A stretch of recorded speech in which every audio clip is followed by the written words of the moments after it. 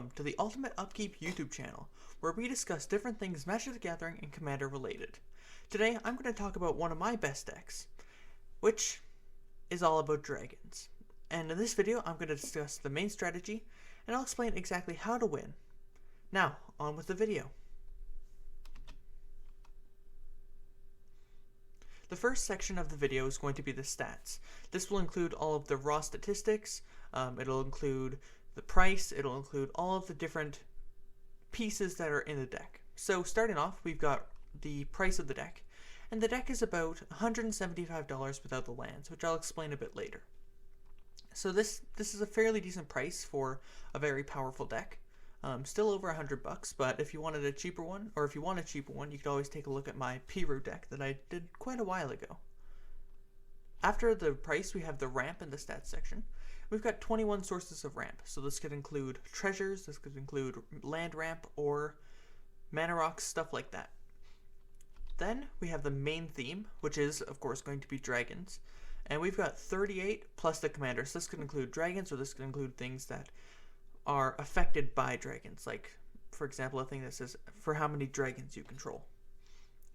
Then we have the removal section, which we've got 8 pieces, which I think is fairly decent. They're all pretty good sources of removal. Next we have card draw / card advantage, which is pretty self-explanatory. It's just things that give you card draw or card advantage, so we've got 13 pieces for that. And there's also the lands, which I'm not going to go over specifically, but there are 34 lands in the deck. Then we have, well, I guess just there'll be some overlap. The next section is going to be the commander. So the commander of this deck is Miirym Sentinel Wyrm. She's 3 green, blue, red, so 6 mana, Temur colors, for a 6/6 legendary creature, Dragon Spirit. She has Flying and Ward 2, and whenever another non-token dragon enters the battlefield under your control, create a token that's a copy of it, except the token isn't legendary if that dragon is legendary. So basically, every single time you cast a dragon, you get an extra version of it, which this deck really wants to abuse by making multiple copies of Miirym. And when you have multiple Miiryms, then you're able to basically play dragons with enter the battlefield abilities, which would get progressively stronger and more powerful as more dragons enter the battlefield. The next section is going to be ramp, where I'm going to just go over all of the individual cards that are in the ramp section. I'm going to go from high to low, and we're going to start with 4 CMC and up. So, first card that we're going to talk about is Clouth Unrivaled Ancient, which is 7 mana, fly and haste, and whenever it attacks, you add X mana, where X is the total power of attacking creatures. You can only use this mana to cast spells, which is fine because there's not very many mana sinks in this deck, if any. The cool thing is, though, you don't lose this mana as steps and phases end. So basically what happens is if you have Miirym out, you pay 7 mana, get Clouth, you get a copy of Clouth. It has haste, you attack, that's automatically 16 mana because you have 2 4/4s attacking, which is 8 power, and you get twice as much. So you get 16 mana for 7 mana, which is really powerful. The next card is probably one of the most powerful cards in the deck, and that's Gainax Astral Hunter. It's a 5 mana 3/4 dragon from the Baldur's Gate set that is flying, and the really important part is whenever Gainax Astral Hunter or another dragon enters the battlefield under your control, create a treasure token. So this is one of the most powerful effects in the whole entire deck. Because with Miirym, you get 2 copies of Gainax, which means every single dragon, including your tokens that you make with Miirym, you get 2 treasures. So you play Gainax, you get 2 of them, and then you play anything, like a 1 mana dragon, you're going to get 4 mana for that 1 mana dragon. Coming up after that is Rapacious Dragon. This is just a 5 mana 3/3 that creates 2 treasure tokens when it enters, so it's 5 mana, you get 4 mana back, so basically it's a 2 3/3s for 1 mana, which is pretty useful. And then after that we have Bounty of the Luxa, which is just one of my pet cards. I really like it. 4 mana, so basically first turn it comes down, it doesn't really do much. Then on your next pre-combat main phase, you will draw a card and you'll put a counter on it. Otherwise, so basically the turn after that, you're going to add colorless, green, blue. So basically every 2 turns it's just going to alternate, giving you a card, then mana, which is really useful. Then coming up we have 3 CMC, which is going to start off with the Carnelian Orb of Dragonkind, which is part of a cycle of these orbs. They are all 3 mana artifacts that are different colors, so this is the red one, so it's 2 in a red. You can tap it to add red mana, and if this mana is spent on a dragon, it gains haste until end of turn. Then we have the green one, which is same casting cost, except that it's green, so it's 2 in a green. And it has tap at green. When you spend this mana to cast a dragon spell, it enters with an additional +1/+1 counter on it, and gains hexproof until your next turn. So very similar, except this one protects your dragon. Then we've got the Lapis Orb of Dragonkind, possibly the least exciting one. Just same kind of thing, you can tap it for blue, but when you cast a dragon spell with it, you scry 2, which is still kind of useful, but not as much. That's about maybe 1 card if you think that scrying is half a card. After that, we've got the Decanter of Endless Water, which is very useful because you draw a lot of cards in this deck. It's a 3 mana colorless artifact. You have no maximum hand size. Tap, add 1 mana of any color. Very useful. After that, we've got Dragon's Court, which obviously is going to be in a Dragon's deck. Whenever a dragon enters the battlefield under your control, you put a gold counter on Dragon's Horde. You can tap it to remove a gold counter to draw a card, and you can also tap it to add 1 mana of any color. So if you really need to draw a card in a pinch, this card's very useful.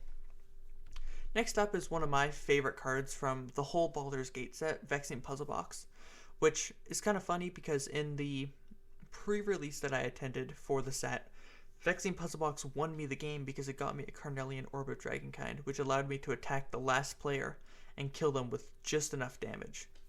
So basically what it is it's a 3 mana rock. It says whenever you roll 1 or more dice, put a number of charge counters on Vexing Puzzle Box equal to the result. You can tap it to add 1 mana of any color, roll d20, so that's the way that you would roll a die.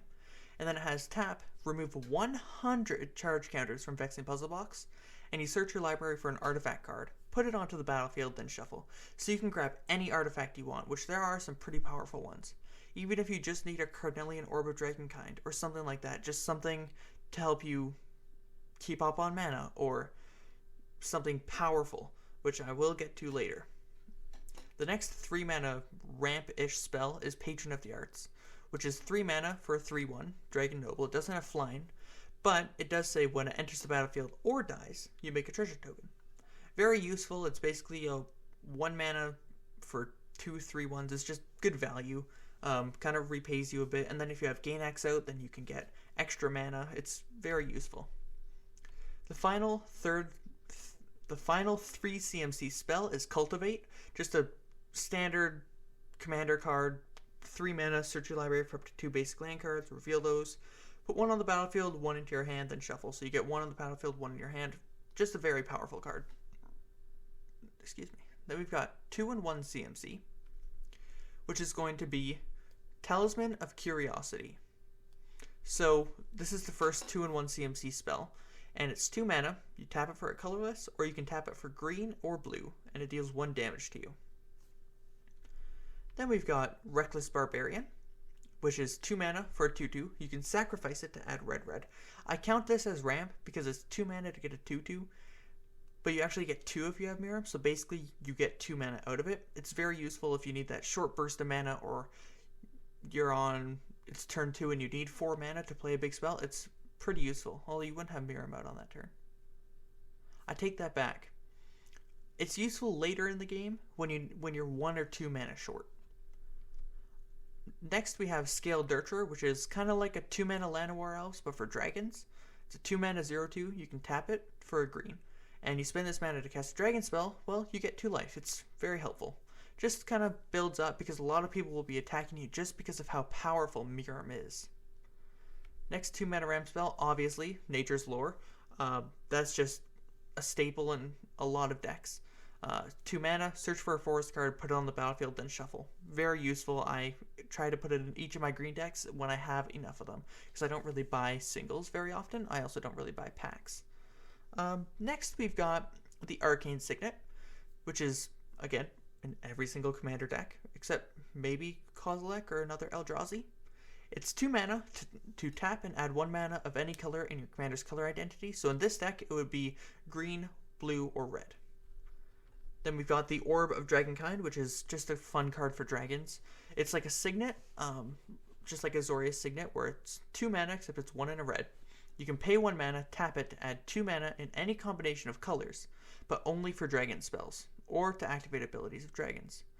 But one interesting part that has actually won me a few games is 1 red mana, tap, sacrifice Orb of Dragonkind, look at the top 7 cards of your library, reveal a dragon card, so any one from among them, and put it into your hand, then the rest go on the bottom of your library.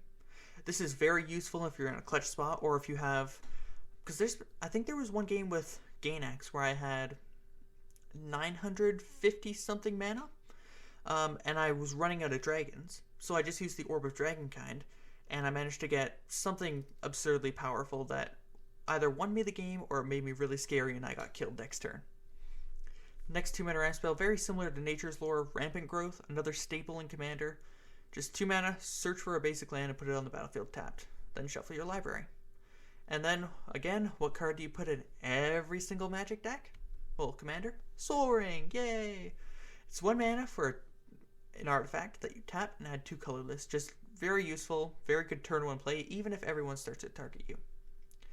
And then I kind of put this one on top, just because I didn't have any space for it on the PowerPoint, but Wayfarer's Bauble, again, is another one.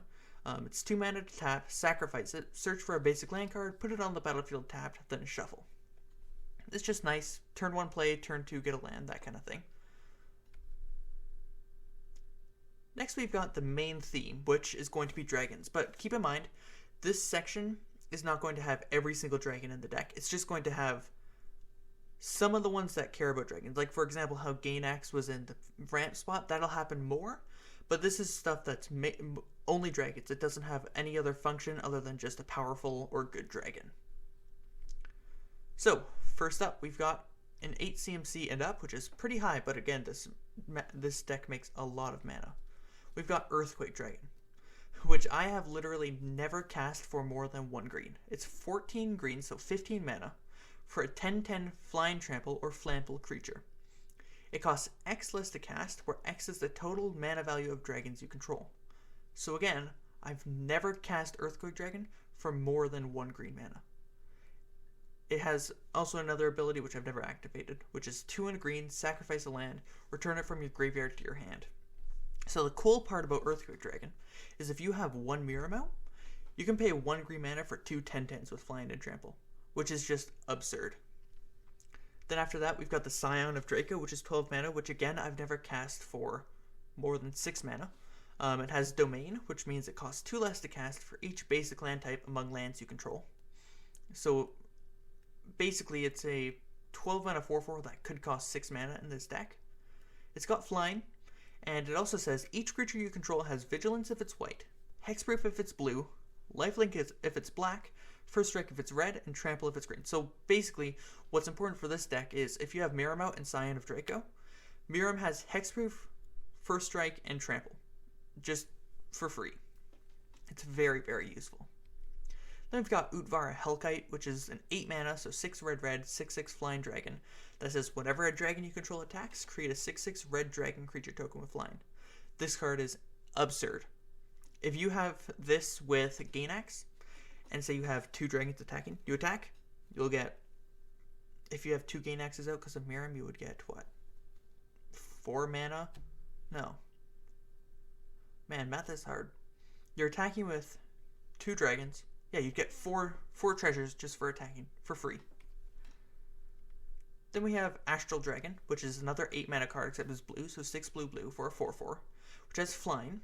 And when Astral Dragon enters the battlefield, create 2 tokens that are copies of target non-creature permanent, except they're 3/3 dragons in addition to their other types, and they have Flying. So, this card sounds confusing, but basically what it does is you play it, you make 2 copies of someone's Soul Ring, or what I like to do is I make a copy of Panharmonicon, which I will get to later, which at that point it just gets insane. You can also make a copy of Dragon Tempest or Warstorm Surge, which again I'll get to later, but that basically does a lot of damage because you get 2 Astral Dragons, which means you're making 4 copies of something, If you have 2 Miiryms, you're getting 3 Astral Dragons and 6 copies. And if you, depending on what you target, so even if you target a, what's the card called? Vexing Puzzle Box. If you tap one of them, they all get charge counters from rolling the d20. It's just very, very fun. There's so many options you can do, but I have won countless games with Astral Dragon. If that comes down and no one counters it, you basically win the game, or else you're very close to it. After that, we've got 6 and 5 CMC, starting with Scourge of the Throne, which is 4 red.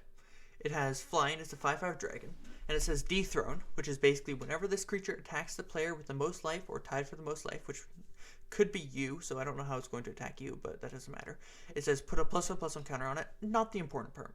The important part is whenever Scourge of the Throne attacks for the first time each turn, if it's attacking the player with the most life or tied for the most life, untap all attacking creatures.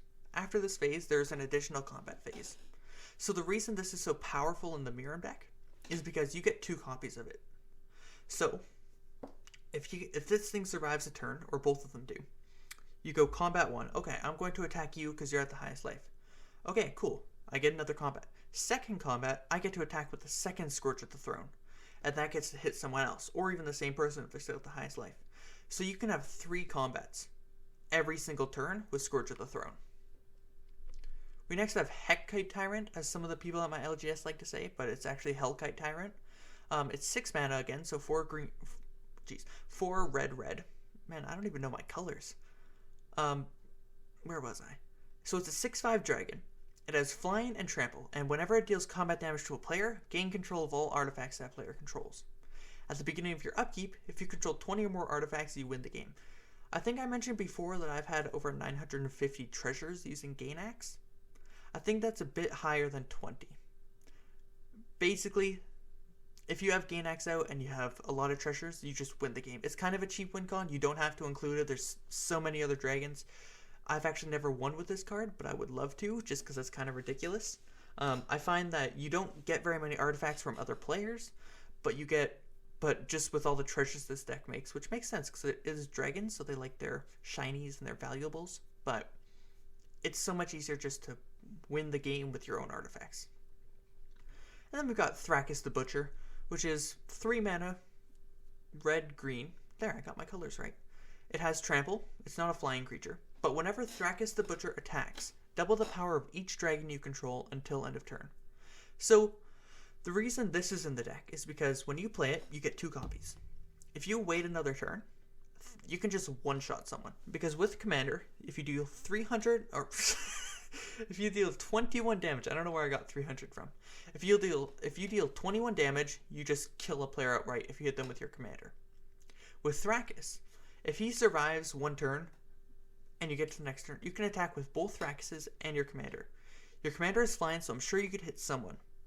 When your Commander attacks, its power will be doubled to 12. Then, the second Thrakkus will trigger, doubling your Commander's power to 24. That is an instant kill to anyone that you hit. It's totally crazy. So if someone's like, oh, I've only got 5 minutes, I gotta go, you'd be like, okay, sure, bye. Next up, we have Furkrag Cunning Instigator, which is 3 mana, blue-red. It's a 3/3. And it has flying and haste. It's also a dragon. Whenever one or more dragons you control attack an opponent, goad target creature that players control. And goad, if you don't remember, is basically it will force that creature to attack a player other than you. Like it has to attack, but it can't attack you unless you're the last player alive. Whenever a creature deals combat damage to one of your opponents, if that creature had to attack this combat, so basically if it was goaded, you put a +1/+1 counter on Furkrag Cunning Instigator and you draw a card. So basically what this means is so you get 2 copies of Furkrag, you attack someone with 1 dragon or 2 dragons, or you attack 2 different players or one of them. You basically goad 2 creatures. When those creatures attack, and if they deal combat damage, you draw 2 cards per thing that did combat damage. So you can draw up to 4 cards if you attack with 2 creatures, and it gets way bigger if you attack with 10 things or whatever. We're next on to 4 CMC, which will start off with Stirring Bard, which is just kind of a fun card. It's 3 in red for a 0/4 defender, which might not sound the best in a dragon deck, but when it enters the battlefield, you take the initiative. The cool thing about this is when it enters, you take the initiative, but the copy will enter, you'll take the initiative. So basically what's happening is you get to go 2 floors into the dungeon. If you have 2 Miiryms, you go 3 floors into the dungeon, which is pretty fun. So you get a land, and then you just do a whole bunch of other little things. They're not really super important, but if you have 2/0/4 defenders and a whole bunch of other dragons, people are going to find it really difficult to take the initiative from you. It also has another very relevant ability, which is tap. Target creature gains menace and haste until end of turn, which is very important if you've got creatures that want to attack right away because you're worried that they'll get blown up, which is very fun. Not when they get blown up, but when you can attack right away. Next we have Rennari, Merchant of Marvels, which honestly, I've been considering taking this out of my deck because I don't think I've ever cast a single dragon spell with Flash. Either I just don't draw the card, or I just haven't used it. It's basically a 3 mana or a 4 mana thing, 3 and a blue, 2/4 that says you might cast dragon spells and artifact spells as though they have Flash. This one, if you don't find that it's doing much for you, just replace it with a different dragon, honestly. That's what I would do. I've been considering it. Next is a card that I really like. It's Nimbleclaw Adept. It's 4 mana, so 3 and a blue, for a 2/3, but it has tap, untap 2 other target permanents, activate only as a sorcery, and only once each turn. I call this card Ramp. I didn't put it in the Ramp section because it can also be used as other stuff, but basically you play this for 4 mana, you get 2 of them if you have Miirym out. You go around a turn, then, and this is really good with Vexing Puzzle Box because you can just tap it, untap it, tap it, untap it, but basically, if you tap 2 lands, then you tap the Nimbleclaw Adept, you can untap those lands, floating the mana, then you tap those lands again, tap your second Nimbleclaw Adept, you get 4 mana for 4 mana, but it just continues on each turn. It's not just like free, it's actually gaining you mana each turn, which is very, very useful. We then have 3 CMC. We're just going to start with Taurian Mauler, which is technically a dragon. It's a 3 mana shapeshifter changeling, which is a 2/2. But whenever an opponent casts a spell, you may put a +1/+1 counter on Taurian Mauler. Just kind of a fun thing that, oh, I have 2 of these things. Oh, you're going to play a spell? Cool, I'll put a counter on both of them. Oh, you're going to play another one? Sure, thanks. That kind of thing. So that's the only 3 CMC spell. We next have 2 CMC, although it says 4 CMC. I'm going to have to fix that. Starting off, we have Corlessa Scale Singer, which is green-blue, and it's a 1/4, and it says you may look at the top card of your library anytime. You may cast dragon spells from the top of your library. Similar to Rennari, I haven't done much with this spell because I don't often get dragons on top, but that's fine. Oh, and by the way, psst, you're going to have to deal with the 4 CMC. I'm not changing it. After that, we have the main theme, Other, so that's going to be just kind of stuff that is the main theme, but it's not dragon specifically. And we're going to start off with copies, which you mostly want to use these on Miirym, but there's a few times when you want to use them on other stuff. So first up, we're going to start with Clone Legion, which I had to re-record this part, but Clone Legion is actually a card that I took out of this deck. I made this PowerPoint a long time ago, but I replaced it with a card called Second Harvest, which is 2 green.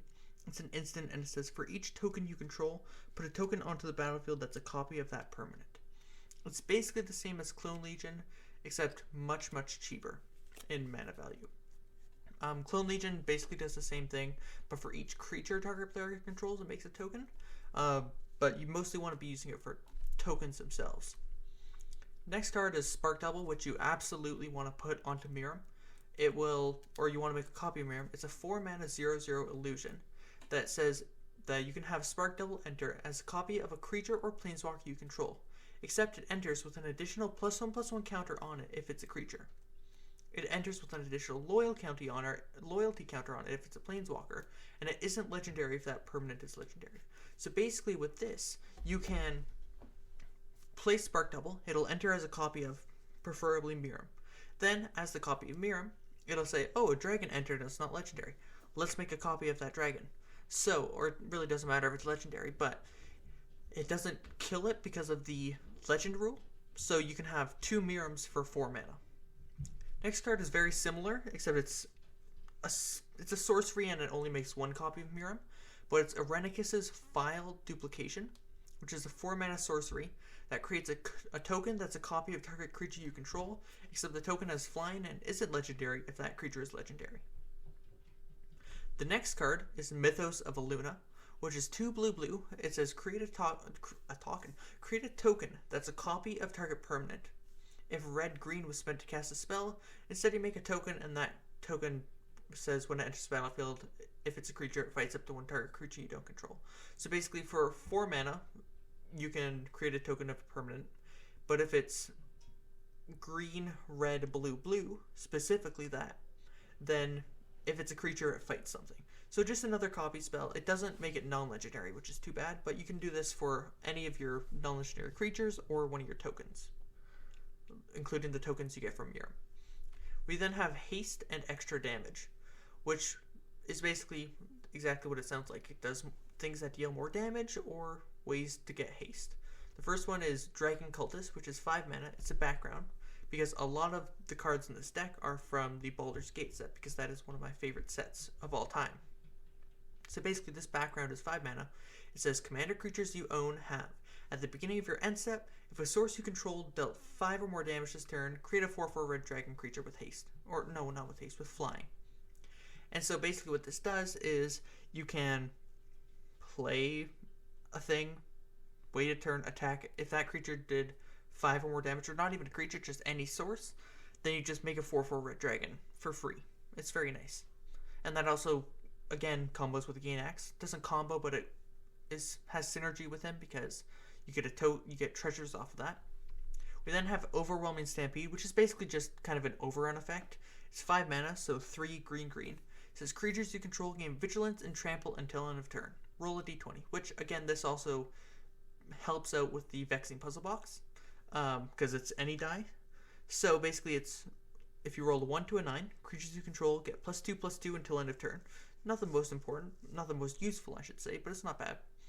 If it's a 10 to 19, you put 2 +1/+1 counters on each creature you control, so they keep their buff, they just don't keep the vigilance and trample. And then if you roll a 20, a lucky 20, you put 4 +1/+1 counters on each creature you control, which is best case scenario, but of course that's what would be at best case scenario if you roll a 20. We then have Gruul Warchant, which guess what? It's red-green. So it's 2 red-green, it's an enchantment, and it says attacking creatures you control get +1/+0 and have menace. Very self-explanatory, just lets you get a bit more damage through. Then we have Rhythm of the Wild, which is 3 mana, but it's also Gruul, so 1 green red, or 1 red green.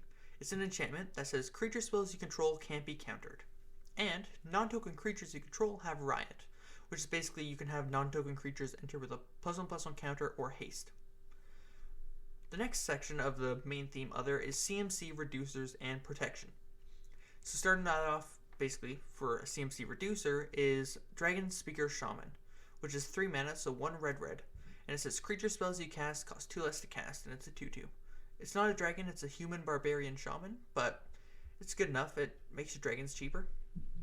Very, very similar is Acolyte of Bahamut, which is 1 and a green. It's another background, so it says commander creatures you own have, and the ability is the first dragon spell you cast each turn costs 2 less to cast, so that's only if you have Miirym out. We then have Swiftfoot Boots, which you've probably seen it a million times. It's 2 mana for an artifact equipment. It says equipped creature has hexproof and haste.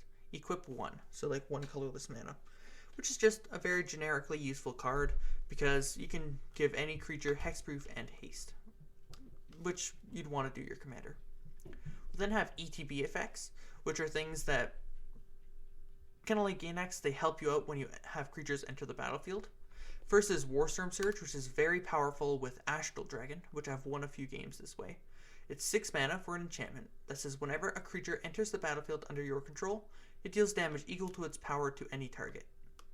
Super useful. If you have Astral Dragon, you get to play the dragon itself. You get a copy of it. So basically both of those will already deal damage.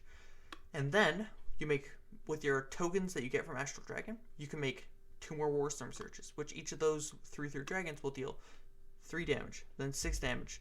And then if you have, then your second one will trigger and you'll deal 9 damage. And then you'll deal 12 damage, but that'll be individual. So you'll deal 3 plus 6 is 9, plus 9 is 18, plus a whole bunch more. So basically it just keeps going up, it's exponential. So every copy you have will do that. And then say you play a 6/6 dragon. Well, now you've got 5 Warstorm Surges that'll deal 30 damage to whatever you want. It's really fun. Similar to that is Scourge of Valkis, which is 2 red for a 4/4 dragon. It has flying.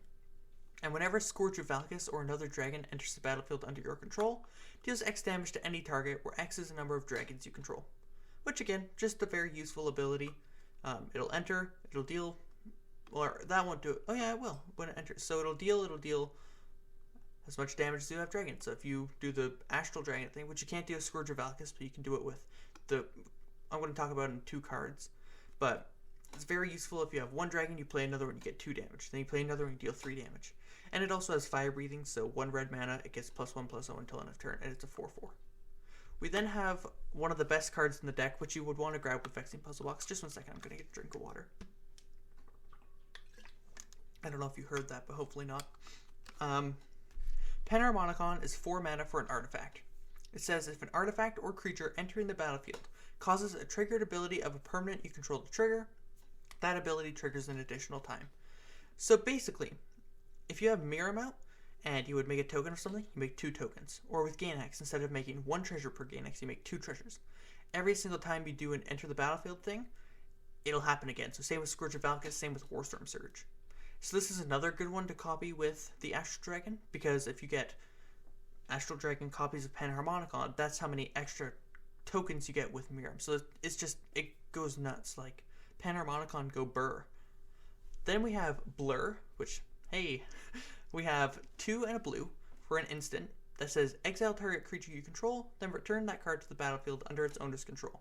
Draw a card. Very, very powerful if you have any sort of dragon with an ETB effect, or say you play a dragon without having Miirym out and you want to get that ability, you can just bounce the dragon, play it again, and then you get your copy. It's very nice. And you draw a card, which is nice to cantrip. And the final card in the main theme other is Dragon Tempest, which is very similar to Scourge of Valkis. It's 1 and a red, so it's literally 3 mana cheaper. Whenever a creature with flying enters the battlefield under your control, it gains haste, so Haste Enabler. And whenever a dragon enters the battlefield under your control, it deals X damage to target creature or player, where X is the number of dragons you control. So very similar to Scourge of Valkis, except that you can use Astral Dragon to get multiple copies of it. The next category is going to be removal, and I said earlier that there's 8 pieces of removal. And we're going to start off with, again, high to low. We're going to start off with 6 CMC, which is pretty high, but it's for a Steel Hellkite, which is technically a dragon, or it is a dragon. It's an artifact creature for 6 mana for a 5/5. It's a dragon. It has flying, and it has electronic fire breathing. I don't know. It's 2 colorless mana. It gets +1/+0 until end of turn. Oh, sorry, I should have said Hetkite, not Hellkite. It has pay X mana, destroy each non-land permanent with converted mana cost X, whose controller was dealt damage by Steel Hellkite this turn. Activate this ability only once each turn. So, if you have 2 copies of Steel Hellkite, which hopefully you do, you can attack each player, and say you pay 0 mana. You can just be like, so say you attack one player and another one, they both have a whole bunch of tokens. I'm going to pay 0 mana. Okay, all your tokens are destroyed. It's super useful. That's mostly what I use it for, but if someone has a whole bunch of 3-drops, you can destroy all those, or a whole bunch of 1-drops, just destroy all those. It's very flexible, even if it only hits one thing. Or you just hit someone with 2 Steel Hellkites and hit their 2s and their 3s. It's super useful. We then have 3 CMC, which we're going to start off with Beast Within, which is 2 and a green, destroy target permanent, its controller creates a 3/3 green beast creature token. Very, very self-explanatory. It's just flexible removal, hit anything, make it 3, they make a beast. We then have Breath Weapon, which is kind of a board wipe, except it doesn't hit your dragons, which is useful. It's 2 and a red, Breath Weapon deals 2 damage to each non-dragon creature. Very good for killing tokens. The third 3 CMC thing is Chaos Warp, and it's pretty good removal, so it's 2 and a red. It's an instant, which is very useful. It says the owner of target permanent shuffles it into his or her library, then reveals the top card of his or her library. If it's a permanent card, he or she puts it onto the battlefield, or they could have just said they. But basically, you hit something, they shuffle it in, and then everyone just waits with bated breath trying to see what the top card will be, but half the time it's just a land. I've never had... Well, I've kind of had Chaos Warp go wrong, but really not very often. We then have 2 CMC, which we're going to start off with one of my favorite cards, which is Hull Breach. Not Hull Breacher, that card's banned. So it's red and a green for sorcery. It says choose 1. Destroy target artifact, or destroy target enchantment, or destroy target artifact and target enchantment. Very useful for 2 mana as a sorcery. Even if it is a sorcery, I don't really care. It's pretty useful. Then after that, we've got card draw / card advantage. Again, super useful, super, well, I mean, you kind of need it in a deck. The first card draw / card advantage card we have at 6 CMC is Niv Mizzet Parun, one of my absolute favorite cards. So it's a blue, blue, blue, red, red, red, so 6 mana. For a 5/5 Dragon Wizard with flying, it says this spell can't be countered. Whenever you draw a card, Niv Mizzet Parun deals 1 damage to any target. Whenever a player casts an instant or sorcery spell, you draw a card. So basically, every single time someone plays an instant or sorcery spell, you draw 2 cards, and you deal 4 damage because you have 2 out, so you draw 1 card, they both deal 2 damage. Then you draw your second card, they both deal 1 damage. So every single instant sorcery, you draw 2 cards, deal 4 damage. It just adds up really quickly. We then have Draconic Lore, which is 6 mana, but really in this deck it's more like 4. It says this spell costs 2 less to cast if you control a dragon. It's an instant, and it has draw 3 cards. So it's 5 in a blue, cost 2 less, so it'll basically be 3 in a blue, draw 3 cards for an instant. It's pretty useful. We then have See the Unwritten, which is more of card advantage. It's 4 green green. Reveal the top 8 cards of your library. You may put a creature card from among them onto the battlefield, put the rest into your graveyard. But it has Ferocious, so if you control a creature with power 4 or greater, you can put 2 creature cards onto the battlefield instead of 1. Super useful. You can get whatever big, giant, dumb dragons you want, a Niv Mizzet, or you can get an Earthquake Dragon, or whatever you want, and just plunk it on the battlefield, make a copy with Miirym, go to town with, and just wreck everyone. We then have 5 CMC, which we're going to start off with Kindred Discovery, which is 5 mana, so 3 blue blue. When it enters, choose a creature type, dragon probably. Whenever a creature you control of the chosen type enters the battlefield or attacks, draw a card. Super good, super useful, not much more to say, just draw a card whenever you play a dragon. And attack with the dragon. Then we have Shamanic Revelation, which I went for over one of the ones that draws cards equal to the highest power, although we do have some of those. But basically for 5 mana, you draw a card for each creature you control, and then you gain 4 life for each creature you control with power 4 or greater, which is going to be a lot. So basically 5 mana, draw at least 1 card if you have Miirym out, but that's not the best case scenario. Is you have 300 dragons and you draw 300 cards. Oh no, you died? Well, at least it was worth it. We then have Return of the Wild Speaker, which is 4 in a red, or 4 in a green, sorry. Choose 1. Draw cards equal to the greatest power among non-human creatures you control. Or, non-human creatures you control get +3/+3 until end of turn. Very good overrun effect. Very good card draw effect. Very useful, especially if you have like an Earthquake Dragon or something, and you're drawing 10 cards for 5 mana. Pretty useful. We then have 4 CMC, which we're going to start off with Pirate's Prize, which is just a card I throw into a whole bunch of my decks because I have a whole bunch of copies of it. But you can probably replace it with something better, like Heuristic Study if you have one of those. I don't know how many people have those lying around. But it's 3 in a blue. Draw 2 cards, create a colorless treasure artifact creature token with tap, sacrifice this artifact, so basically just make a treasure. And then we've got You Meet in a Tavern, which is 2 green green. It says choose 1. Form a party, look at the top 5 cards of your library. You may reveal any number of creature cards from among them and put them into your hand. Put the rest on the bottom of your library in a random order. That text is so small on my screen. Or you can start a brawl, get into a fight in the tavern.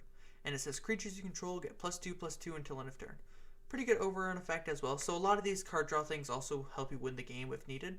So they're either win more and draw cards, or they're win more and win the game. Just useful, because I usually do the Form a Party. It's 4 mana. You can get up to 5 creatures, although it's usually more like 1 or 2, which is still useful. Then we've got 3 CMC, and we're going to start off with Temur Ascendancy, which is green, blue, red. For an enchantment, it says creatures you control have haste. Again, haste is very, very important in this deck, because you need to have your... People are always going to target your creatures, because Miirym is scary. So it's better to have your creatures play them attack before someone board wipes, and you don't have to wait a whole turn. It says whenever a creature with power 4 or greater enters the battlefield under your control, which is a lot, you may draw a card. And along those same lines, we have Garruk's Uprising, or Garruk as I like to say. When Garruk's Uprising enters the battlefield, if you control a creature with power 4 or greater, draw a card, which is probably going to happen. Then it says creatures you control have trample, not as useful as haste, but still powerful. And it says whenever a creature with power 4 or greater enters the battlefield under your control, draw a card. super useful. Just always play a dragon, draw a card. Make a copy of that dragon, draw a card. It's just fun.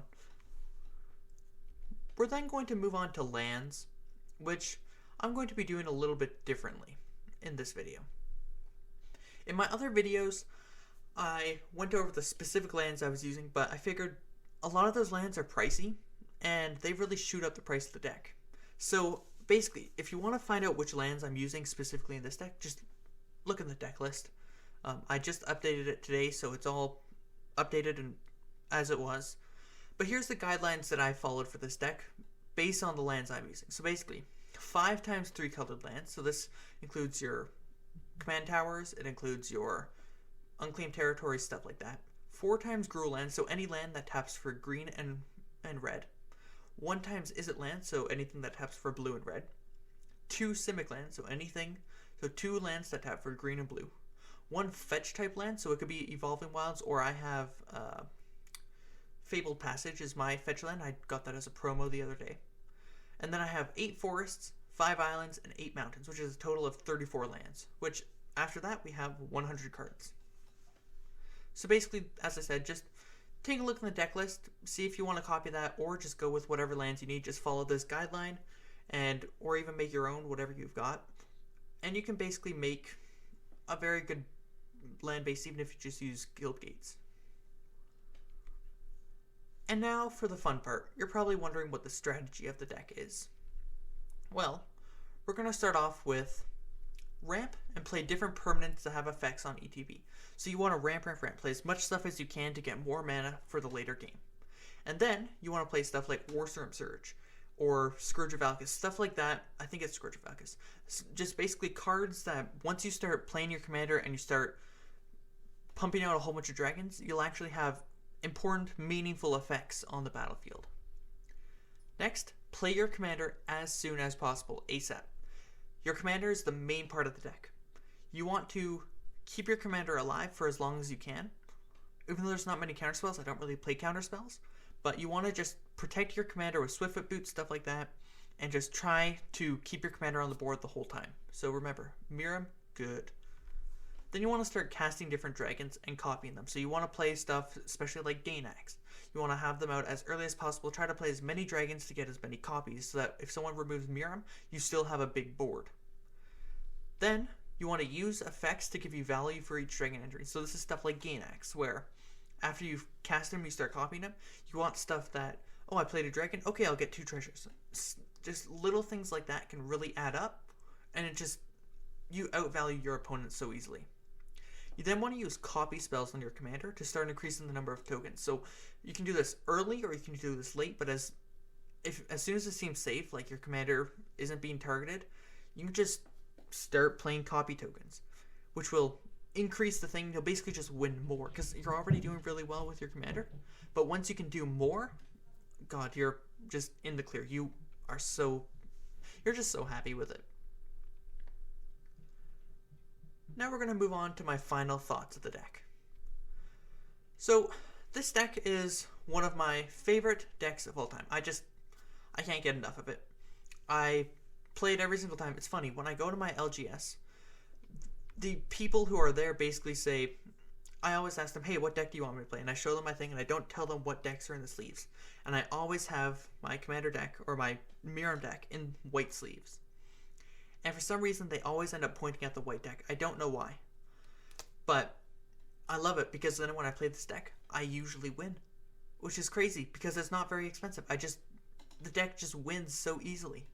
As soon as you get Gainax out or anything like Astral Dragon, you can just start popping off. You make so many things, do so much. And one thing you might want to do, have a whole bunch of copy tokens and a whole bunch of dice. Because, man, it gets insane. You also have to be good at math for when you copy your Warstorm Surges and stuff with Astral Dragon and stuff like that, because that also gets insane when you're making 10 things and then they all deal damage and then they all increase the damage. It gets out of hand really easily. But it's fun to watch. There was one game I played where someone basically said, I know you're basically winning, but I want to see what you're doing. Just keep on playing. Do what you can. And I was like, okay, sure. And that was a game that I had 900 something treasures, and I had, I think, 700 and something Panharmonicon creatures. Like, it was absolutely nuts. So this is one of my favorite decks, and I think it's pretty powerful for a less than $200 budget.